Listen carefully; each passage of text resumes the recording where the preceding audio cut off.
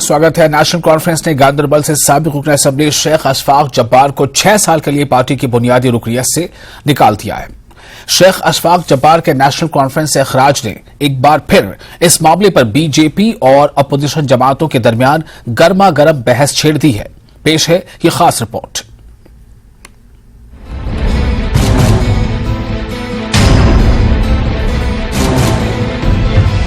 National conference के लिए गांदरबल को उसका गढ़ समझा जाता है, क्योंकि माजी में इस हलके से अब्दुल्ला खानदान की 3 नस्लें मुंतखब हुई थीं।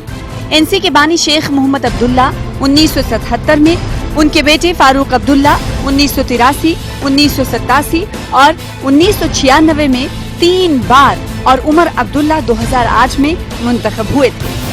साबिक वजीर मरहूम शेख जब्बार के बेटे शेख अशफाक जब्बार गांदरबल से नेशनल कॉन्फ्रेंस के टिकट पर इलेक्शन में उतरे और 2014 की असेंबली इंतखाबात में कामयाबी हासिल की। इससे कबल अशफाक जब्बार ने कांग्रेस की टिकट पर 2 से ज्यादा बार इंतखाबात में हिस्सा लिया, लेकिन हमेशा नाकाम रहे। लेकिन अब एक बार फिर सूरत हाल बिल्कुल बदल गई, क्योंकि शेख अशफाक जब्बार का नेशनल कॉन्फ्रेंस से कोई ताल्लुक नहीं रहा। पार्टी ने अपने ऑफिशियल ट्विटर हैंडल से अशफाक जब्बार को पार्टी मुखालिफ सरगर्मियों में मुलव्विस होने पर 6 साल के लिए पार्टी रुकनियत से मुअत्तल करने का ऐलान किया है।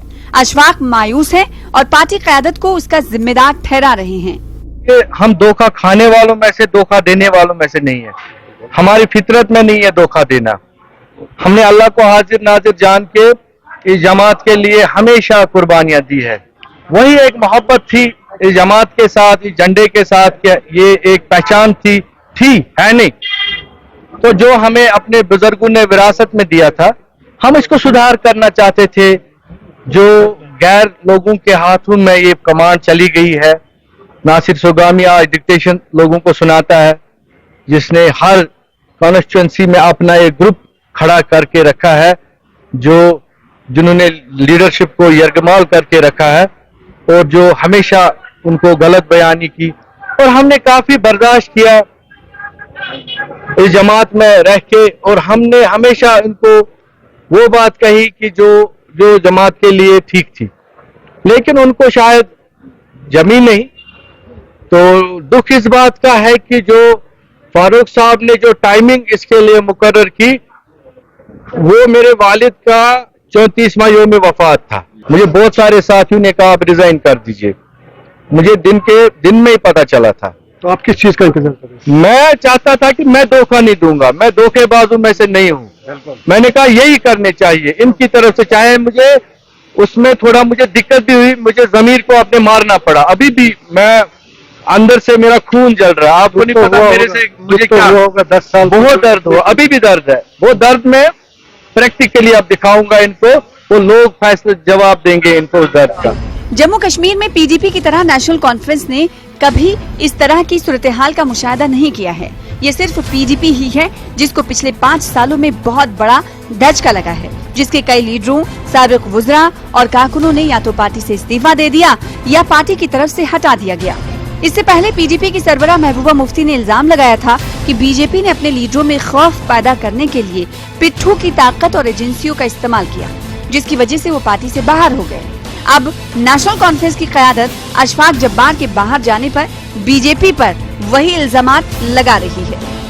कोई शक नहीं है कि हमारे लोगों के ऊपर भी प्रेशर खतरनाक किस्म का है, लेकिन हमारी जो रवायत हैं, हमारी जो पॉलिसी और प्रोग्राम है पार्टी का, उसमें हम एक दूसरे के साथ शेयर करते हैं क्या है क्या नहीं है।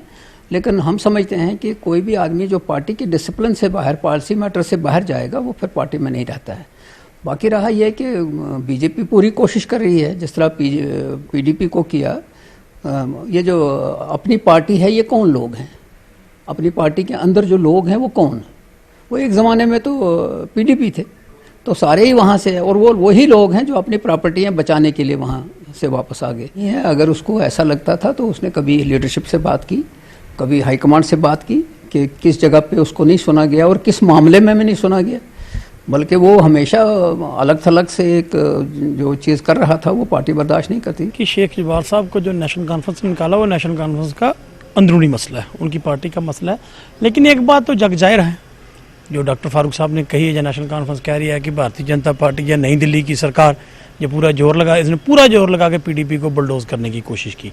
हमारे लोगों को झूठे केसों में उलझाया गया, डराया गया, प्रेशर बनाया गया और जिस तरीके से माहौल पूरे जम्मू कश्मीर में बनाया गया कि उनको डर खतरा था पीडीपी की, ये एक लोगों की आवाम की बात करती है, लोगों की बात करते हैं तो ये हमारे जबर जुल्म के खिलाफ बोलते हैं। तो उन्होंने पूरी कोशिश की हमारी पार्टी को तबाह करने की, इसमें कोई शक नहीं है। लेकिन हमने पहले भी कहा था कि कैडर आज भी वहाँ है, लीडर आते हैं जाते हैं, फर्क नहीं पड़ता, कैडर आज भी वहाँ है, पार्टी आज भी मजबूत है। आज भी देखिए जम्मू हेडक्वार्टर में लोग ज्वाइन भी कर रहे हैं। ताहम बीजेपी अपने मुखालिफिन की तरफ से लगाए गए उन इल्जामात से बेनियाज है। पार्टी लीडरों का कहना है कि एनसी, पीडीपी या कांग्रेस जैसी पार्टियों में अंदरूनी जमहूरियत नहीं है और यही वजह है कि इन पार्टियों के मास बेस्ड लीडर इन्हें छोड़ रहे हैं। नेशनल कॉन्फ्रेंस ने अपने समय पर कार्य किया है, उसके बाद पीडीपी ने अपने समय में कार्य किए हैं। लोग उनकी मानसिकता जो है वो समझ चुके हैं। इन पॉलिटिकल पार्टीज ने, और भारतीय जनता पार्टी का किसी दूसरी पॉलिटिकल पार्टी से किसी किस्म का सरोकार नहीं है। हम लोग किसी की लाइन को छोटा नहीं करते, हम लोग अपनी लाइन को जो है वो लंबा करते हैं। लेकिन जहां तक इन पॉलिटिकल पार्टियों का प्रश्न है, चाहे वो नेशनल कॉन्फ्रेंस है, चाहे वो पीडीपी है, इन लोगों ने कभी भी ना देश हित में काम किया है, ना समाज हित में काम किया है, ना ही अपने वर्कर्स के लिए काम किया है।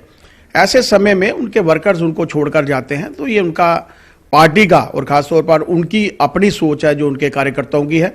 जबार के साथ और उस टीम में जब जबार भी एमएलए था, मैं भी एमएलए था, लेकिन मेरा मानना है कि उस पॉलिटिकल पार्टी ने, नेशनल कॉन्फ्रेंस ने कभी अपने कार्यकर्ताओं के हित के लिए कभी नहीं सोचा। तो ऐसे समय ये लोग जो हैं उस पार्टी से दूर हो रहे हैं और आज मैं देखा कि उसको 6 वर्ष के लिए